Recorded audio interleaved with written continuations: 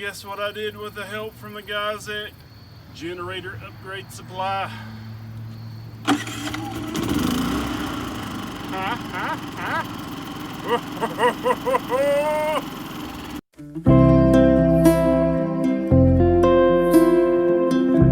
All right, so now that I've mounted the generator in the camper, and you can check that video out in the corner up here or in the description, but I can sit in my living room in the camper. I can push the choke button and I can push the start button at the same time. Oh yeah. No more running in and out and in and out. And to stop it, I can push this button right here, hold it down for a second. It's that easy, guys. So, you know, especially after we added the solar panels, whenever we go boondocking, you know, my batteries are going to stay fairly decent with the 300 watts of solar that I have here.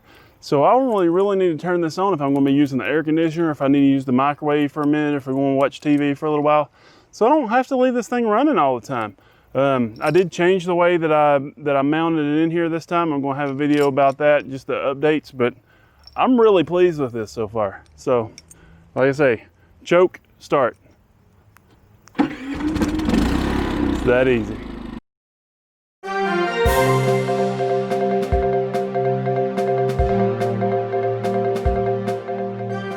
Hey guys, I just wanted to mention real quick, Generator Upgrade Supply is a veteran-owned company, and they do say that they donate a portion of their profits to veterans associations. So it could be said that there is nothing more American that you can do to your Chinese generator.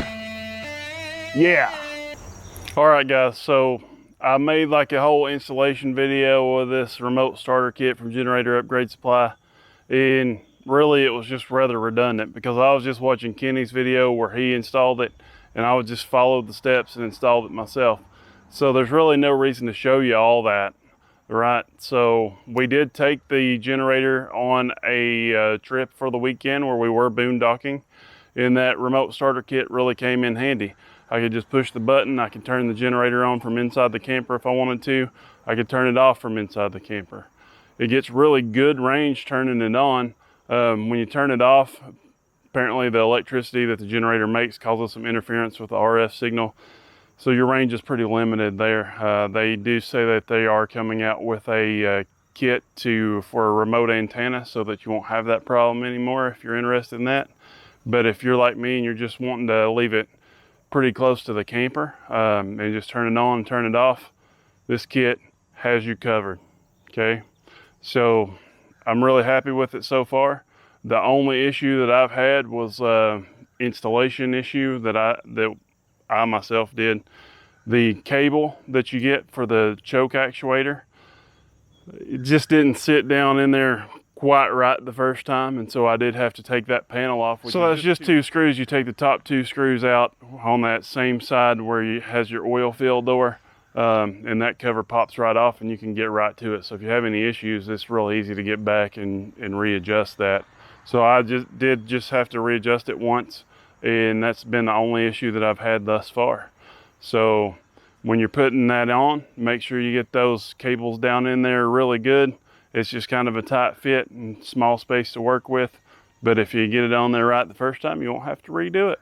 So like I say, I'm more than happy with this product. I think it's reasonably priced and it seems to be very high quality. So good job to those guys.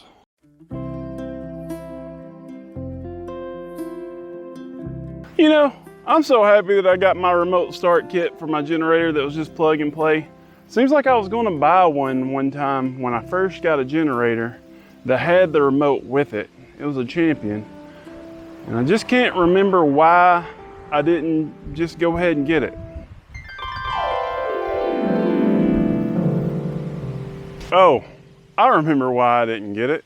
Hey honey, you know I told you we're going to get a generator for the camper, and I was thinking, you know, Champion has one with a remote starter on it already. It's a little bit more expensive, but I don't know if we'd use it that much. I don't really know if it's worth it. But basically, you know, a lot of people say that they like having them so they don't have to go outside to the generator if it's cold in the morning, or they can just turn it on or off from inside the camper or something like that. But I was really, what do you think? Well, honey, You know we don't really need that. We probably wouldn't even use it. If it's cold in the morning, I'll just get up and go start the generator because I love the cold weather. It doesn't bother me at all. You know, we went to Michigan and I didn't even wear a jacket the whole time. You know, babe, you're right. I don't think we need that. You can go out and start the generator. Like I say, we don't really need it all that much. We don't use the generator all that much anyway, so I think I'm just gonna get the Predator. Fast forward to the very first trip that we take the generator on. Okay, babe, so we're at this park without any power. The Rangers done come down and got on to me, which I didn't understand that anyway because he was in his car. Somebody complained that we were using the generator and he said, "Are you using the generator?" And it was running right over there in the background. And he couldn't hear it over his car, so I still don't know why we were having the conversation to start with. But he said that they recommend that we only use it for 15 minutes every 2 hours. We're gonna kind of weasel around that a little bit. I've been doing it like an hour on and an hour off because he couldn't even hear it when he was standing down here. So I'm gonna go ahead and go down the river with the guys from work like we planned on already. Okay, so if you can, I want you to turn that generator on in about an hour. That way the battery's charged up and that inverter that we went and bought yesterday, it can run the fan because I don't know how long the fan's going to run, but I think it would be long enough for us to go get dinner and stuff and come back after we get down the river. Okay? Okay, honey. I'll start the generator for you.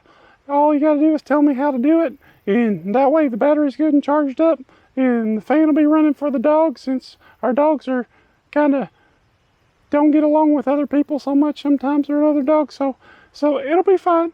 That way we can leave the fans running and the camper already be cooled down and we can go eat. Okay, babe, so I'm gonna take you out here. I'm gonna show you how to use the generator.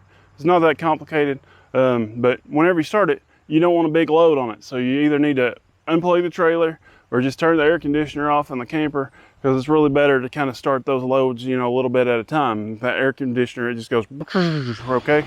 So what we want to do is we want to go over the generator. Come on, come on. So we go over the generator and we turn it over to start.